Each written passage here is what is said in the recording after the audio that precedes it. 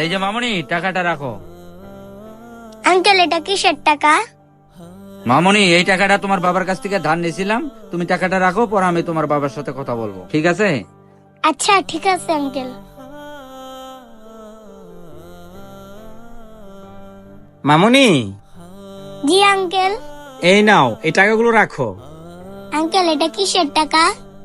মামুনি, তোমাদের দোকান থেকে কিছু সদাই বাকি নিয়েছিলাম, ওই টাকাটা দেওয়া হয় নাই, তা টাকাগুলো দিয়ে গেলাম। তুমি টাকাগুলো রাখো, আমি তোমার বাবার সাথে পরে কথা বলে নিব।